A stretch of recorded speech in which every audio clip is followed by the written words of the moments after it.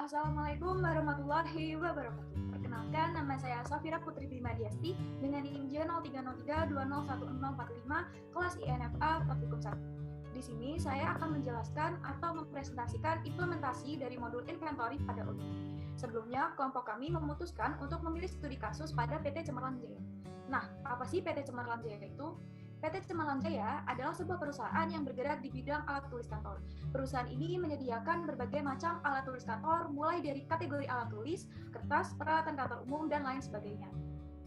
Lalu, apa sih modul inventory? Modul ini digunakan untuk melakukan pencatatan keluar masuk barang yang ada di gudang. Lalu, manfaat-manfaat dari modul inventory yang pertama, yaitu petugas gudang akan dapat dengan cepat mengetahui jumlah stok persediaan barang yang dimaksud. Selanjutnya, petugas gudang akan dengan mudah membuat laporan pemakaian dan pembelian dan juga dapat melakukan estimasi pemakaian sebuah barang dalam setahunnya. Selain itu, petugas gudang juga dapat melakukan manajemen lokasi penyimpanan yang baik. Sehingga dengan manajemen lokasi yang baik, petugas gudang tidak akan mendapatkan kesulitan untuk melakukan pencarian sebuah barang.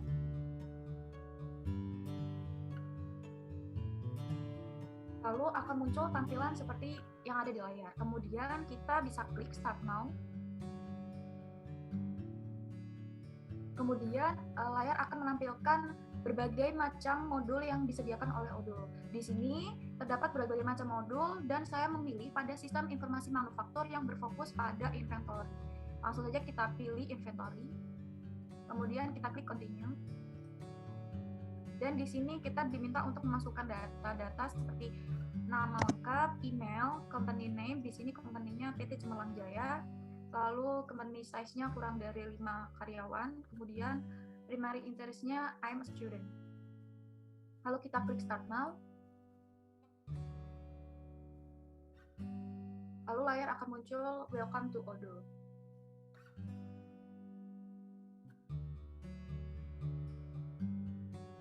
Kita tunggu. Nah, di sini kita diminta untuk mengaktifasi email. Lalu kita bisa cek pada email. Nah, di sini sudah terlihat. Kita bisa klik untuk aktivasinya. Kita tunggu.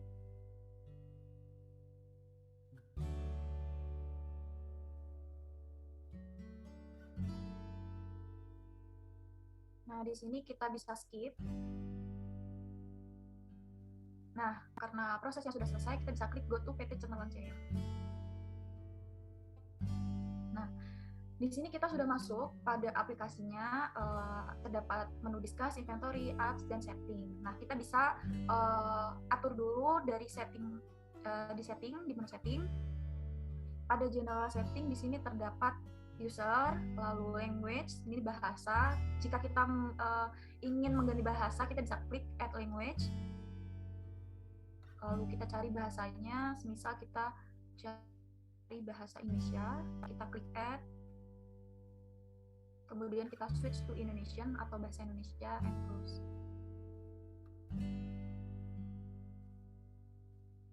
Nah, bahasa akan terganti ke bahasa Indonesia. Kemudian di sini ada perusahaan, kita bisa update infonya dengan klik update info.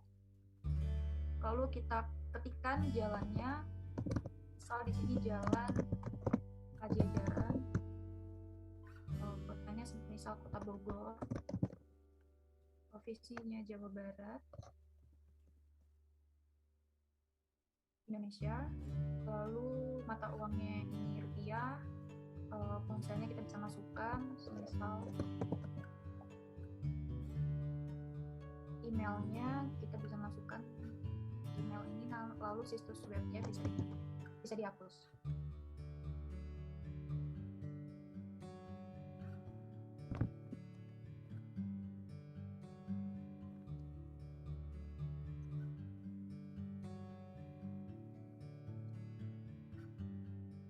Lalu kita klik simpan. Nah, kita bisa kembali ke pengaturan. Lalu di sini sudah tersimpan ya, tadi yang sudah kita masukkan datanya. Kemudian untuk satuan ada kilogram, pounds, kita tidak perlu ganti. Mission. Nah, Selanjutnya pada pengaturan persediaan, di sini terdapat kemasan peringatan, batch quality, lalu annual inventory day. Di sini kita tetap pilih 31 Desember. Lalu shippingnya, jadi nanti apabila ada informasi bisa melalui SMS atau email. Di sini saya pilih SMS, dan untuk pengaturan lain saya tidak ubah, saya pilih default sesuai dengan aplikasinya, lalu kita klik simpan. Kemudian kita kembali ke menu dan kita langsung ke persediaan atau ke inventory. Nah, pada tampilan ini terdapat menu yang ada overview, yaitu kita di overview ini menampilkan menu penerimaan, order pengiriman, dan returns. Lalu ada operasi, di sini ada transfer, ada replenishment, penyesuaian persediaan, pembuangan, dan jalankan menjadwal. Lalu ada produk, ada laporan, ada konfigurasi. Di sini misal kita klik produk. Nah, karena di sini belum ada data-datanya, kita bisa buat data-datanya dengan cara klik buat, lalu kita masukkan data-datanya di sini. Misal kita masukkan amplop, lalu kita bisa masukkan gambarnya, kemudian harga jual dan modal. Semisal ini harga jualnya, modalnya kita itu misal 4.000, lalu kita pilih harga jualnya 5.000. Lalu untuk kategori produk kita bisa customize, misal di sini kategorinya saya tulis alat tulis dengan kategori induk ATK. Lalu kita simpan. Kemudian referensi internal di sini seperti kode, saya misalkan kodenya AMP 001 dengan produk teksnya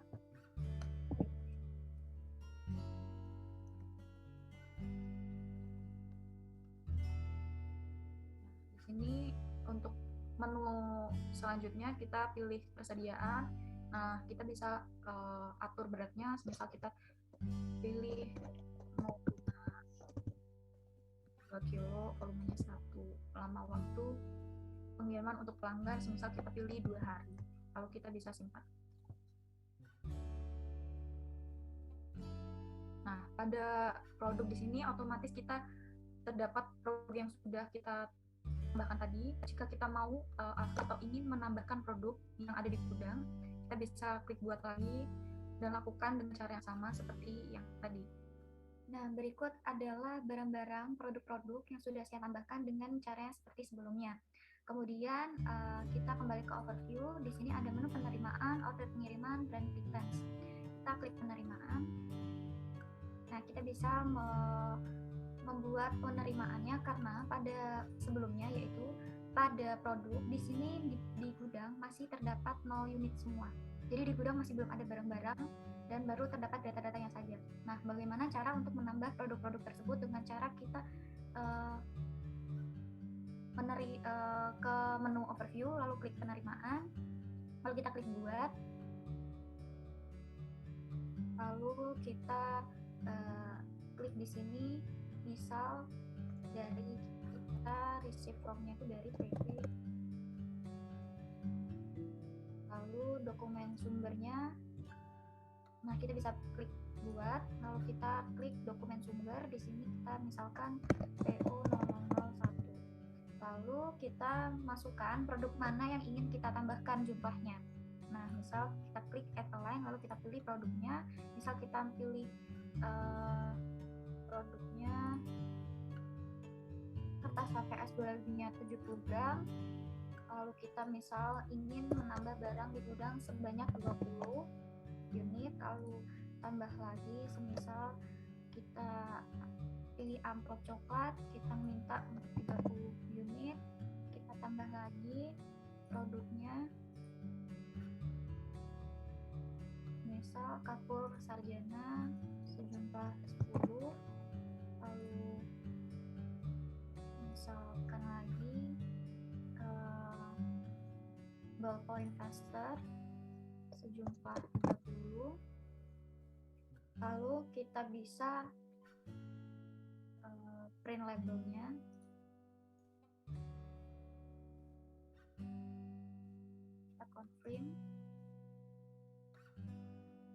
Di sini kita bisa memilih format-format yang ada di labelnya ya. Kita misal kita pilih bold, lalu kita ganti dengan icon perusahaan, lalu kita simpan dan kita coba lihat. Di sini terdapat produk-produknya, label produknya ya. Lalu kita kembali lagi, kita bisa cetak. Cetakannya seperti ini dengan kuantitasnya masih 0. Nah, di sini kenapa masih 0? Karena masih dalam status siap atau masih belum diproses belum didistribusikan. Jadi kita harus validasi dulu, kita klik validasi, lalu kita cetak. Seharusnya di sini sudah bertambah ya produknya. Nah, jadi kita order 20 unit dan sudah sampai barangnya juga 20 unit. Nah, untuk mengecek apakah barang-barang tersebut sudah sampai atau belum, atau sudah bertambah pada bulan atau belum, kita klik produk. Nah, kita bisa lihat amplop coklat di sini sudah bertambah 30 unit, lalu ballpointnya sudah bertambah 30 unit, lalu kapur sarjana putih juga sudah bertambah 10 unit, dan kertas HVS 2 unit yang 70 gram sudah bertambah 20 unit. Nah, untuk produk-produk lainnya ini masih banyak yang 0. Nah, kita bisa menambahkan produk tersebut dengan cara seperti tadi. Kemudian kita kembali lagi ke overview. Nah, di sini kita bisa mengirimkan barang tersebut. Nah, karena tadi di gudang kita sudah menerima barang, lalu di gudang juga sudah terdapat barang tersebut, lalu kita bisa kirim juga barangnya dengan cara klik pada menu overview, klik order pengiriman, lalu kita klik buat. Di sini kita pilih PT Kencana, dokumen sumbernya kita misalkan PO, lalu kita apply. Misalkan kita kirim amplop coklat dan kertas HVS 70 gram. Nah, kita ingin mengirimkan sejumlah 5. Kita kirim sejumlah 3. Lalu kita validasi. Nah, kita coba cetak. Nah, di sini sudah terlihat ya prosesnya. Kita order atau kita kirim ke PT Kencana sebanyak 5 unit dan sudah terkirim juga sebanyak 5 unit. Untuk kertas HVS juga kita kirim sebanyak 3 unit dan sudah terkirim sebanyak 3 unit. Coba kita cek pada menu produk.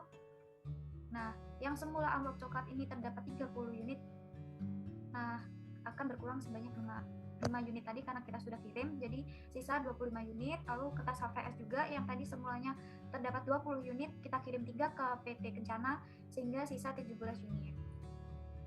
Kemudian kita kembali lagi ke menu overview, kita return, klik return, kita buat. Misalkan kita butuh barang lagi, kita ingin nambah barang, misal kertas HVS 70 gram, kita butuh 1, lalu kita coba validasi. Nah, kita coba cetak lagi.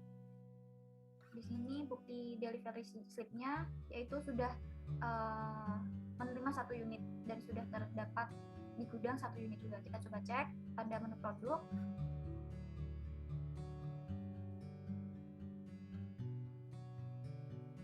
Ada kertas HVS. Nah, tadi yang semula 17 unit, nah bertambah jadi 18 unit.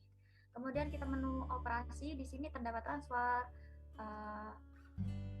Nah, di sini pada menu transfer sudah terlihat pada in, out, dan return. Di sini ada in, tadi kita sudah menerima pada PO1 dokumen sumbernya dan statusnya sudah selesai. Lalu ada rujukan yang out di sini pada dokumen sumber 02, yaitu kita mengirim barang kepada PT Kencana dan statusnya sudah selesai, dan kita juga return barang pada PT Kencana dan statusnya juga selesai. Kemudian pada replenishment ada penyesuaian persediaan, di sini kita melihat terdapat persediaan barang-barang yang ada di gudang. Nah, jumlah-jumlahnya yang ada di gudang di sini sudah terdapat amplop coklat terdapat 25 unit, ada kertas HVS 18 unit dan lain sebagainya. Dan di sini juga terdapat tanggal terjadwalnya kapan kita melakukan prosesnya. Lalu terdapat operasi pembuangan. Nah, operasi pembuangan di sini kita buat apabila barang-barang yang ada di gudang tersebut terdapat cacat atau barang-barang yang tidak layak untuk kita jual, kita kirim. Nah, kita bisa klik buat, produknya kita pilih. Misal pada binder clip 260 terdapat kecacatan. Nah, jumlahnya ada misal pada amplop coklat A4 yang cacat terdapat 2 unit. Misal kita masukkan dokumen sumbernya semisal PO 0003. Lalu kita validasi. Nah, di sini statusnya selesai, pembuangan juga sudah dibuat, kita cek produk dan produknya berkurang. Nah, produk yang berkurang ini sudah dikurangi pada operasi pembuangan, yaitu barang-barang atau amplop coklat A4 di sini yang cacat. Lalu di sini ada jalankan penjadwal. Lalu ada produk tadi kita sudah jelaskan, lalu ada laporan. Di laporan di sini terdapat hal analisis. Di sini terdapat grafik. Lalu ada laporan persediaan. Di sini terdapat penjelasan dan stok-stok barang yang ada di gudang, yaitu ada amplop coklatnya ada 23, HVS ini ada 18. Lalu ada forecasted inventory. Di sini terdapat seperti stok-stok pada setiap tanggal. Nah, pada tanggal 15 sampai 19 ini barang-barang masih nol. Namun pada tanggal 20 Mei di sini barang-barang sudah bertambah dan jumlahnya sudah terupdate sesuai dengan proses pemasukan dan pengeluaran. Kemudian ada pergerakan produk. Di sini juga terdapat pergerakan produknya.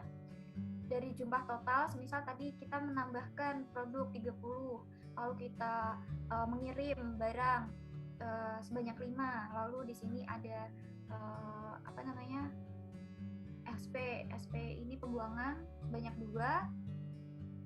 Nah, dengan jumlah pergerakan produknya ini terdapat 37. Dan sama seperti yang pada kertas HVS, kapur, dan ballpoint. Lalu pada konfigurasi di sini ada pengaturan, ada gudang. Nah, pada gudang di sini kita bisa menambah gudang.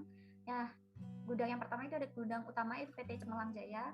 Nah, jika kita terdapat cabang dan kita ingin menambahkan gudang dengan cara klik buat, klik OK, misalkan nama gudangnya yaitu gudang cabang 2. Nama singkatnya misal GC2. Kita klik simpan. Nah, kita kembali lagi pada konfigurasi. Di sini ada lokasi, lalu ada tipe operasi. Di sini tipe operasi yang terdapat pada setiap gudang, ada penerimaan, order pengiriman, ada return, lalu ada put away rules, lalu ada lagi kategori produk. Di sini terdapat kategori produk yang sudah kita tambahkan, yaitu ada alat ATK alat tulis expenses, ada ATK alat tulis sellable, lalu ada aturan order ulang. Nah, kita coba cek di overview. Nah, di overview ini kita terdapat gudang lagi nih. Karena tadi kita sudah tambah gudang cabang 2, sehingga pada tipe operasinya kita bertambah. Nah, dengan agar kita tidak terkecoh, kita bisa mengubah warna sesuai dengan gudang-gudang yang kita bikin. Contoh, pada gudang utama PT Cemerlang Jaya, kita bisa warnai warna hijau. Nah, di sini sudah berubah warnanya. Lalu pada order pengiriman juga kita ubah. Nah, kalau sudah berbeda warna seperti ini, kita tidak akan kesusahan untuk mengoperasikan pada gudang-gudang yang terdapat pada PT tersebut, pada perusahaan tersebut. Sekian penjelasan dari saya, kurang lebihnya mohon maaf. Wassalamualaikum warahmatullahi wabarakatuh.